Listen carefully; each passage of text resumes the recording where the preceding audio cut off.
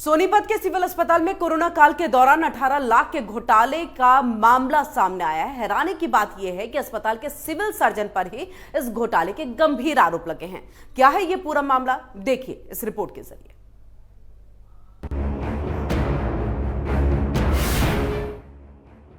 Corona काल के दौरान एक तरफ देश जहां बेहतर स्वास्थ्य सुविधाओं की बाट जो रहा था, वहीं दूसरी तरफ कई जगहों पर भ्रष्टाचारियों ने इसी काल को अपनी काली कमाई का जरिया भी बना दिया। संकट की उसी कोरोना काल में हरियाणा के सोनीपत से एक ऐसा मामला सामने आया जिसने हर किसी को हैरान कर दिया। सोनीपत के नागरिक अस्पताल में 18 लाख के घोटाले का मामला सामने आया। दरअसल सोनीपत के सिविल सर्जन पर आरोप लगे हैं कि कोरोना काल में मरीजों के एम्बुलेंस के लिए जो पैसे सरकार की तरफ आवंटित किए गए थे, उन्हीं पैसों से सोनीपत के सिविल सर्जन ने अपने लिए लग्जरी गाड़ियां मंगवाई और इतना ही नहीं, उन गाड़ियों को किराए पर चलवाकर उसके एवज में 18 लाख रुपए भी विभाग से वसूल लिए। पूरे मामले के शिकायतकर्ता मुकेश कुमार का कहना है कि कोरोना काल में एम्बुलेंस की जगह सोनीपत नागरिक अस्पताल के सिविल सर्जन जय किशोर ने अपने लिए लग्जरी गाड़ियां चलवाईं, साथ ही उनका किराया भी वसूला और इतना ही नहीं, जो भर्तियां सरकारी तौर पर बंद कर दी गई थीं, वो भर्तियां भी सिविल सर्जन ने पैसे लेकर जारी रखी थीं। इसके अलावा सिविल सर्जन कर्मचारियों को नाजायज तंग भी करते थे। आरटीआई के माध्यम से मेरे को एक चीज़ का खुलासा हुआ है कि सिविल सर्जन सोनीपत के द्वारा 3 गाड़ियां लगाई गई थी।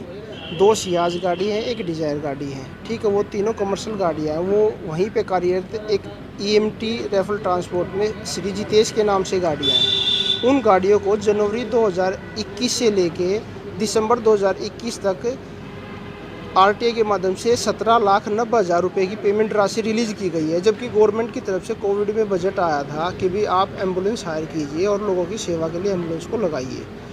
दूसरी चीज़ इसमें हमें पता चला आरटीआई के माध्यम से कि इनका टोटल चीफ सेक्रेटरी, माननीय चीफ सेक्रेटरी हरियाणा सरकार की तरफ से एक लेटर जारी हुआ था कि आउटसोर्सिंग के तहत 28 सितंबर 2021 के बाद किसी भी एम्प्लॉय को नहीं लगाया जाएगा, परंतु सिविल सर्जन महोदय के द्वारा 10 से 11 बंदों को 28 सितंबर 2021 के बाद आउटसोर्सिंग के तहत लगाया गया है।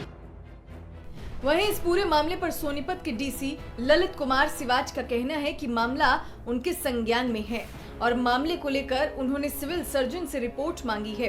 हालांकि सिविल सर्जन ने कैमरे के सामने कुछ भी बोलने से इनकार कर दिया। लोकल प्रिंट मीडिया में मैंने ये न्यूज़ आइटम पढ़ा है, तो इमीडिएटली मैंने सिविल सर्जन सोनीपत से ये रिपोर्ट सीख की है। वो अपनी रिटर्न में अपनी रिपोर्ट भेज देंगे, फैक्चुअल रिपोर्ट।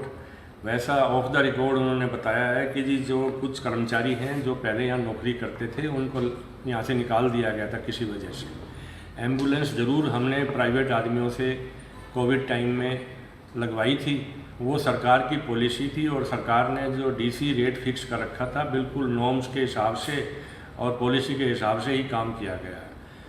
और जहाँ तक आउटसोर्स कर्मचारियों को सरकार की पॉलिसी जो सितंबर 2021 की डायरेक्शन है कि डीसी रेट पे और आउटसोर्स पॉलिसी पे कोई नहीं लगाया जाएगा, तो उसके बाद उन्होंने ये रिपोर्ट दी है कि कोई भी एक भी कर्मचारी को हमने नहीं लगाया है। जो रिपोर्ट है वो गलत है और ये तथ्यों पर आधारित नहीं है। इस विषय में सिविल सर्जन को कह दिया गया है, वो अपनी राइटिंग में दोनों पार्ट उस पर रिपोर्ट भेजेंगे, एम्बुलेंस वाले भी और कर्मचारी वाले। भ्रष्टाचार का दीमक सिस्टम को इतना खोखला कर चुका है कि लाख चाहने के बाद भी इससे निजात मिलना मुश्किल दिखाई देता है। मामला तब और गंभीर हो जाता है जब जिम्मेदार पदों पर बैठे लोगों पर भ्रष्टाचार को बढ़ावा देने के आरोप लगते हैं। बहरहाल इस पूरे मामले के सामने आने के बाद अब जिले के वरिष्ठ अधिकारियों ने जांच के बाद कार्रवाई की बात कही है और देखना होगा कि जांच के बाद नतीजा क्या निकलता है। Bureau report, MH1 prime.